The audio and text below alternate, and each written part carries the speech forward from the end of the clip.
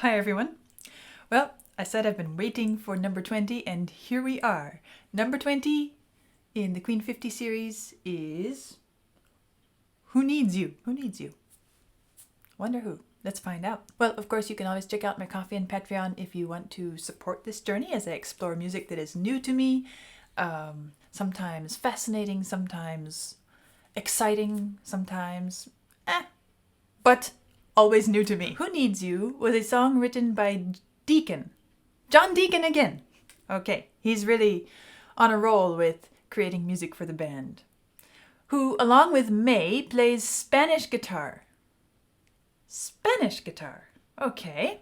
Mercury's lead vocal is entirely panned on the right audio channel, while the lead guitar is on the left channel. That could be an interesting balance in the ears. May also plays maracas and Mercury plays a cowbell. It has been described as a tentative reggae homage, albeit with Spanish rather than Jamaican guitars. Oh, this sounds wild. You know, kind of a whole mashup of ethnic, cultural influences from around the world. Let's see how it sounds.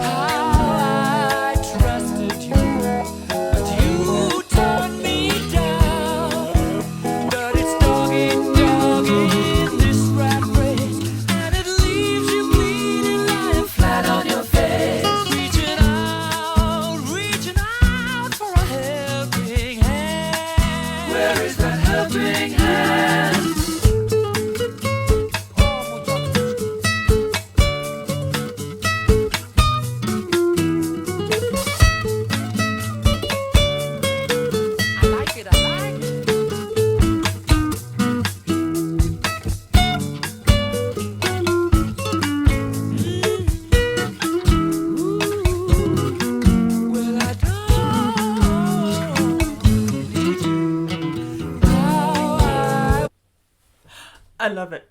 It is so flavorful. It's like eating some fusion dish that has flavors from all around the world in it. There's there is a bit of the Spanish sound, you know, with the little flourishes of the guitar. To me, that sounds more Spanish than Jamaican. There is the Jamaican beat and these wonderful little shaker sounds and the little tick tick tick tick tick and the voice. What should I say about Freddie's voice this time? I mean, it's not that there's nothing to say. It's a very how should I describe? It's not as flamboyant as usual. There's something a little bit restrained in the way he's approaching this, so that he doesn't overwhelm all this wonderful musical effect that is happening around. But at the same time, he fits very much he's in the center. His voice is there. It's not lost. It's not like he's shy or anything, but it's a lot of fun.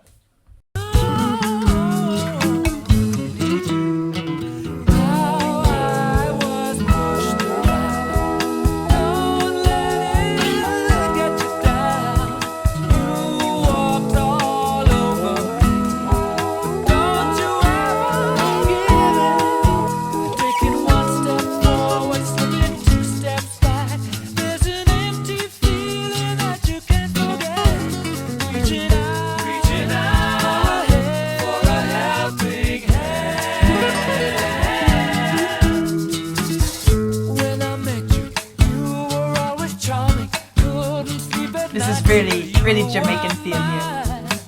You were oh so sophisticated, never interested in what I said.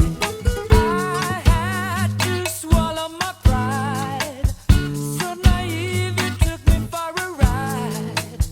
But now I'm the one to decide. Who needs? Well, I don't need. Who needs you?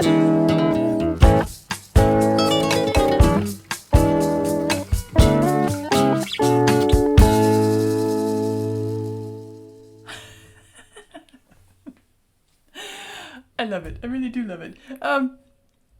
Well, in some ways I want to say, is this Queen? In other ways I want to say, it's totally Queen. I guess I would recognize the sound. Although I haven't heard them play with these stylistic elements in this way before. They've really managed to catch the spirit of it and make it, it's them, but it's this Spanish Jamaican spirit that's all mixed up together, and this, you feel like you want to just, it puts images in my mind. I can imagine personalities and conversations and gestures from different parts of the world in a social setting, as if I'm just in a different world. It's great. Let's go back through it. I make it 6:30. I always like to stop right after the intro, don't I? Well, that's because the intro can do so much for us as we start to hear a piece, and it has a big impact on the start of the musical experience. This as well. There's a little bit of Spanish, a little bit of Jamaican. You don't really place it until you hear pop, and then suddenly you get the islander feel. Isn't it interesting how different instruments give a different effect musically? I'm trying to imagine if this were played on violin, or perhaps on, well, let's leave piano out of it because piano is quite versatile. Cello, what if it were played on trombone or flute? Harp, of course. They would each... Let's play it on harp. Okay, yeah. They would each give such a different quality. Like, if I played on harp, I don't have the ability to slide my fingers along the strings like he does in the guitar. You can feel the little kind of slurs sliding up. And it just, those little subtle details really have an impact. Well, it'll sound nice, it'll sound different. Let's see, something like this.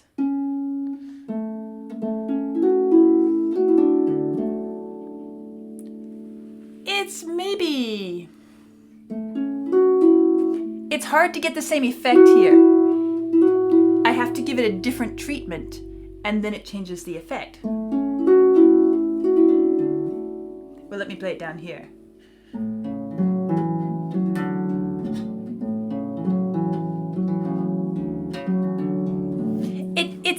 It's different. Now, I could do something to sort of mimic the guitar a bit, but it's kind of tricky. Let's see. That's a little special technique that I do with my pedal. So let's give this a try. Yeah.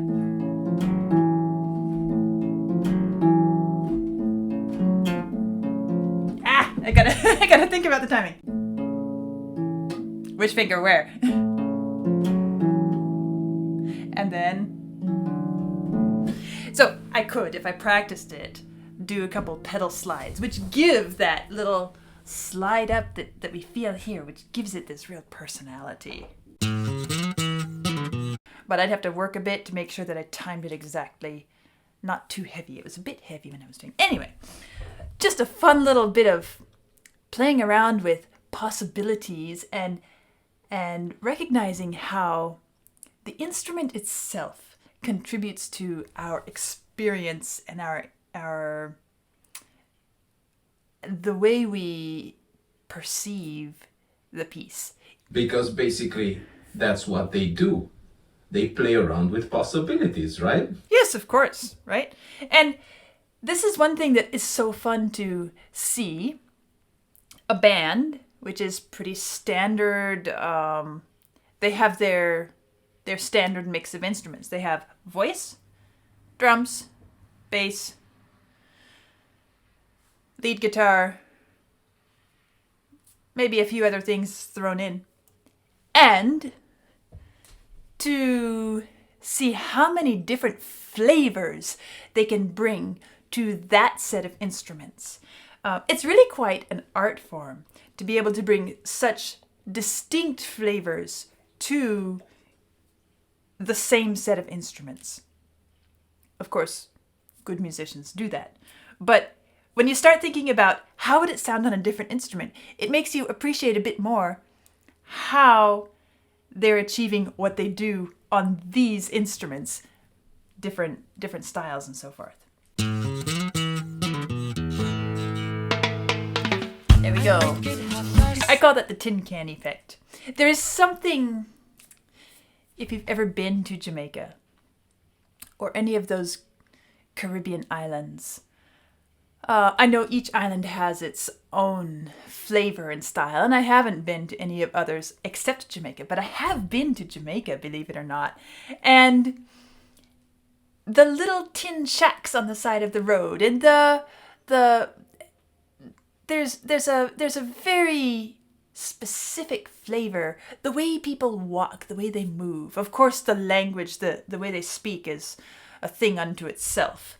But when I hear this little dee-dee-dee, somehow it instantly puts in mind the little metal shacks with the, little wood posts or whatever, and the bananas hanging or the coconuts hanging, and it's just a little bit, it's tropical, but it doesn't feel incredibly lush and verdant. As a child, I thought of the tropics as a place that was just lush, flourishing greenery because I was looking in picture books and stuff. But then when I go there, I realize, oh, these plants, they have a lot of fiber to them. Of course, they have to withstand the heat, and it gave me a whole different perspective. And things like that happen to us as we grow in our experience and actually experience something for real rather than through a book or movie or even a song. And because I've been there, when I hear this, the Jamaican influence in this style, I taste it, I smell it, I feel it, and it's a lot of fun. I make it 6:30, you come at 7. Yes, and here is the funny thing. He starts to sing, I make it 6:30, you come at 7. Kind of like a little bit of a Jamaican styling singing, but his voice is so soft and smooth, and I'm telling you, Jamaicans don't talk like that. This is again a fusion, a mix. And so we hear the rhythms, but then we hear the soft voice. I make it 6:30, you come at 7. There's something too fragile, too delicate about the voice to be pure Jamaican. And yet we feel the flavor. I make it 6:30, you come at 7. Always trying to keep me hanging round. You little sporty girl, you kept me waiting, never contemplating my point.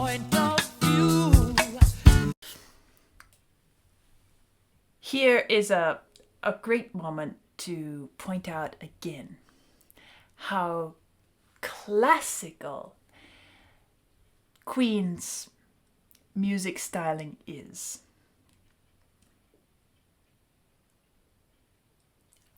So many bands I've listened to, they handle the music fine, they handle it great, but then Queen comes along and listen to this, the end of this phrase here. You little sporty girl, you kept me waiting, never contemplating my point of view. My point of view. That leading tone. Point of view. There's such an internal direction and drive towards the point of view. Point of view. Right? Let's see.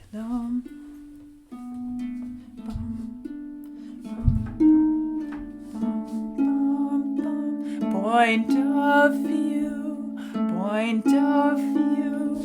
And of course he digs into it and exploits it so well, but the relationship of the pitches one to another drives that point of view. And just to make sure it's not too cliche, he falls down off it. Point of view. But that arrival at that point, so built into the and drawn from the Western art traditions, the classical and the traditional Western folk style. Point of view. Girl, you kept me waiting, never contemplating my point of view. This comes as no surprise. I'm a fool for I believed your lies. Could not see through your disguise. Who needs what I don't need? Who needs you? And there's a little Spanish verse, just as we're settling into this idea of, oh, okay, we feel like we're in the islands and, kind of just happy walking along, tick, tick, tick, tick, tick, tick, tick. And then, yada-da-dum, diddy-diddy-dum. Oh, wow, that's some Spanish-style guitar there. Who needs you?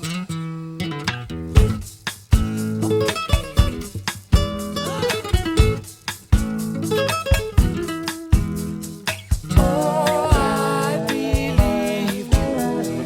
Went on my knees to you. How I Okay, when this first came, the first time around, I noticed the guitar, but somehow I imagined that there was a chorus behind it. I don't think so. I don't think it's voices. I think it's all guitar. And this is, again, Brian May's special knack for treating the guitar like a voice. And I've gotten used to hearing Freddie's vocals do a backing chorus, and so it kind of tricked me. I was thinking, I kind of fell into the assumption that here's another Freddie chorus with a bit of guitar in it. But now this time around, I'm realizing I don't think so. I think it's just Freddie singing the melody and the guitar handling all the chorus. Oh, I believed you. Went on my knees to you. It's all guitar. I trusted you, but you turned me down. But it's dog in this rat race, and it leaves you bleeding, lying flat on your face. Reaching out for a helping hand. Where is that helping hand? Reaching out for a helping hand, and we feel like he is reaching and holding out his hand. I can just see him on stage doing that. Helping hand.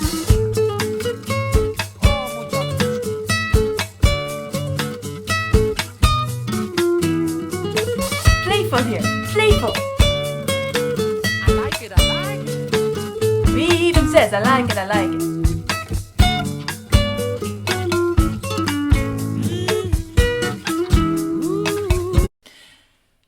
And so, this is what else I was thinking of. The lyrics. If I were to scan through these before I were listening to the piece, I would have imagined something perhaps a bit bitter, perhaps a bit upset sounding. This is so cool. This is so... All right, he is grumbling, he is complaining, but he's doing it as if he's lounging by the beach and, you know, on vacation, and this is more... Okay, he wants to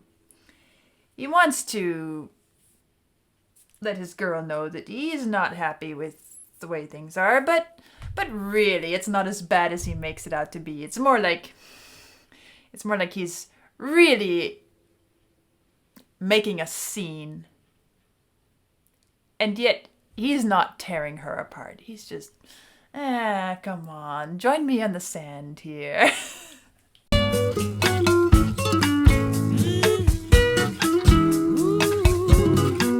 Well, I don't need you.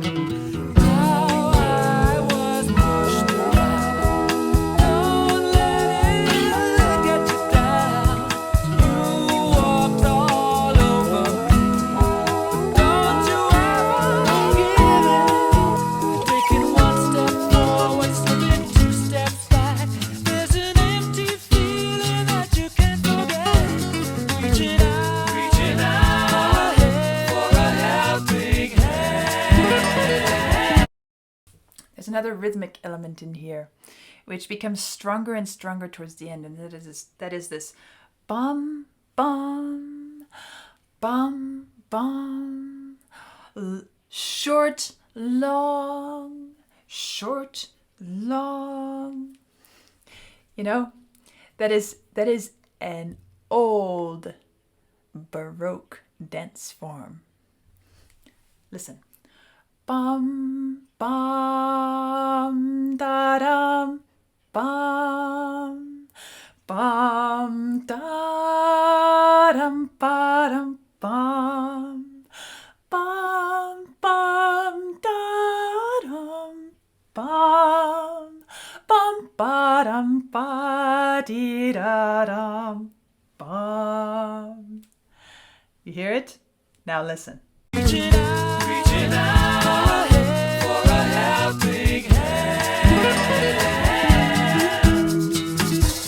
When I met you, you were always charming. Couldn't sleep at night till you were mine. There's You that were da-dum so bum. sophisticated, never interested.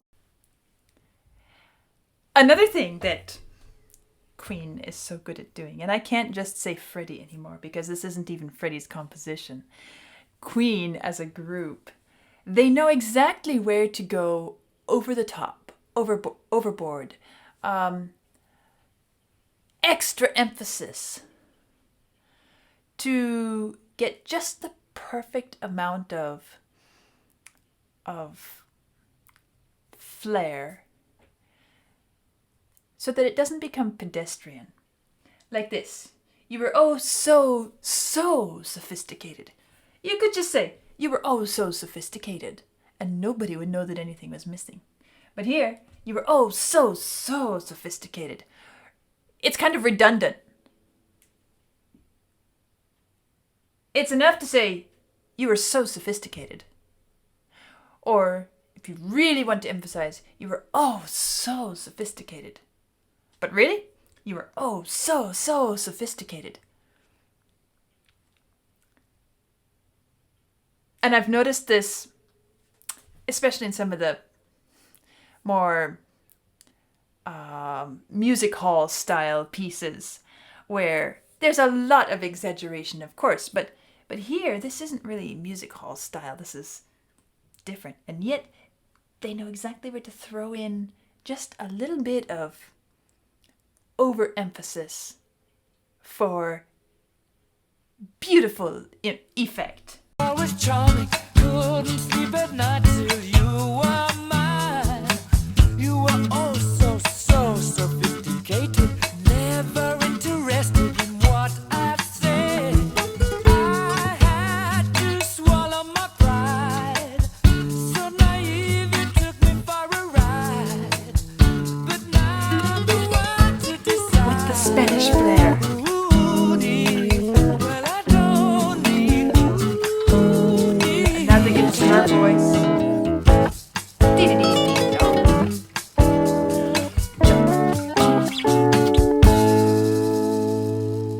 Listen right here. Bum, ba-da-dum. You hear it, right?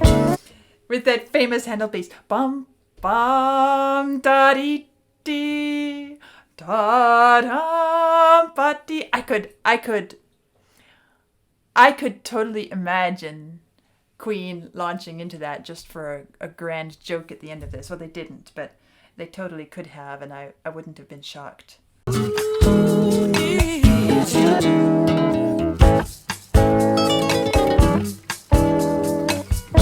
then...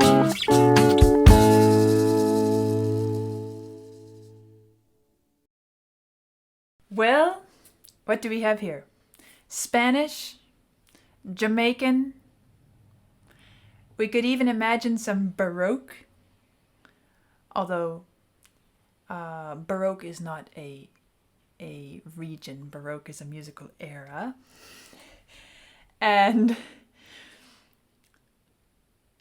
the classical influences, all of this, and it doesn't sound like hodgepodge, a mishmash. It sounds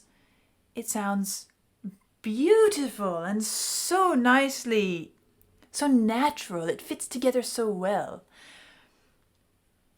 It's kind of the difference between somebody pulling out of the fridge leftovers from a Chinese night, leftovers from an Indian night, leftovers from, and saying, all right, guys, it's leftover night, good luck. Or somebody, a chef, taking flavor and texture and food influences from all around the world and creating one delicious fusion dish. And I guess I would say this is the chef's work, not the leftovers reheated from various nights out. Leave it to Queen to accomplish that. It's really great. And this was fun. I'm looking forward to seeing what else is in the future as far as what they have to pull out of their back pocket, because obviously they have multiple back pockets. And I'm looking forward to it. I'll see you soon.